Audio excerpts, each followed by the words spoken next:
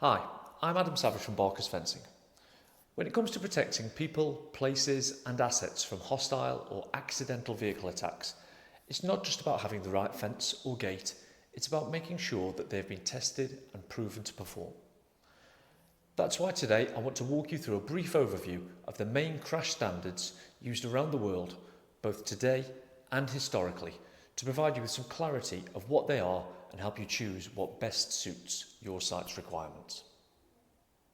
Going right back to 1985, the DoD, Department of Defense in the US, initially developed K ratings, and the DOS, Department of State, adopted them later and updated them in 2003.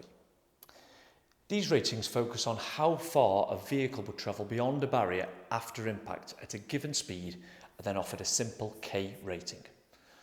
So a rating of K4 would mean the barrier stopped a medium-sized lorry of around 6,800 kilograms travelling at 30 miles an hour. K8 is 40 miles an hour and K12 50 miles an hour. Early products were also given an L number after the K rating, which described the penetration, how far the vehicle passed the barrier before stopping, whereas the later products need to stop the vehicle within 1 metre to achieve a rating. Although this testing terminology was replaced by ASTM F2656 in 2007, we still hear a lot of people discussing K ratings even today. ASTM F2656 from the American Society of Testing and Materials is one of the most widely used vehicle impact standards in the United States and recognised in other regions too. F2656 tests barriers, fences and gates against a range of vehicle types and speeds, then measures how far the vehicle penetrates after impact. It uses classifications like M30, M40 and M50, where the M refers to the vehicle size and the number describes the impact speed. Following that M number, there is usually a P number. This describes the penetration of the vehicle. So for example, M50P1 means the system was tested to stop a 15,000 pound lorry, circa 6,800 kilograms, at 50 miles an hour with P1 penetration. That's less than 1 metre of penetration.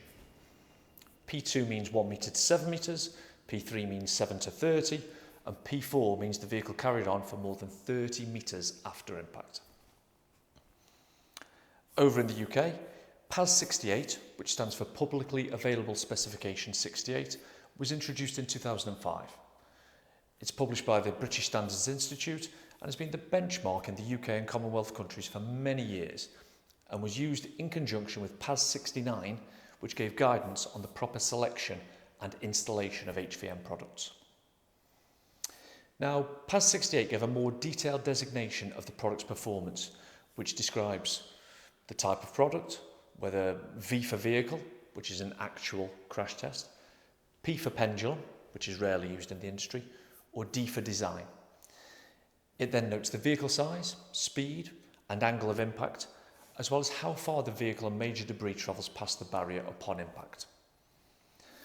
I think at this stage it's worth noting that according to the PAS 68 standard, it's simply not possible to claim to be able to design or engineer a gate, fence, barrier, bollard, anything really, to PAS 68 unless those calculations or simulations are performed using data from a previous actual physical crash test.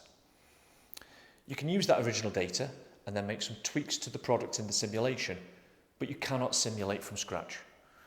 Anyone who claims you can is simply not really being particularly truthful and are probably just trying to sell you an untested solution. With regard to PAS 68, StrongGuard RCS is our Palisade crash-rated fence, which was successfully crash tested with both a 2,500 kilogram and 7,500 kilogram vehicle at 30 miles an hour. And SecureGuard RCS is our mesh-rated fence to the same standard. Next, we have IWA 14-1, the International Workshop Agreement governed by ISO, which was developed to harmonise the best of both PAS 68 and ASTM standards into one global standard. IWA 14 is used across Europe, the Middle East, Asia, and like others, it tests products against impact from vehicles, recording penetration and impact behaviour. The classification system is really quite similar to the PAS68 version, where a long code tells us the many elements of the details of the crash rating. Barker's Vulcan RCS sliding gate, with the widest span available in the market in a cantilever format, is accredited to both PAS68 and IWA 14-1 and will stop a 7,500 kilogram vehicle travelling at 64 kilometres an hour, 40 miles an hour, impressively arresting the vehicle with just 4.5 metres penetration. Finally, we come to ISO 22343, the newest standard on the block. It's published by the International Organisation for Standardisation, and it looks to replace both PAS68 and IWA 14-1 and integrates some of the elements of ASTM F2656. It aims to bring consistency across countries and manufacturers, making it easier to compare performance and ensure global compliance, and it's expected to become the leading international benchmark for hostile vehicle mitigation systems going forward. Certainly, as we crash test newer products to add to our RCS range, those tests will be performed to ISO 22343. Well, there's a lot to consider, and I hope that gave you a fairly simple breakdown of the different crash standards we've seen over the years and the most up-to-date ones to look out for. If you need any more information, please feel free to reach out to the team. Thanks for watching. Bye.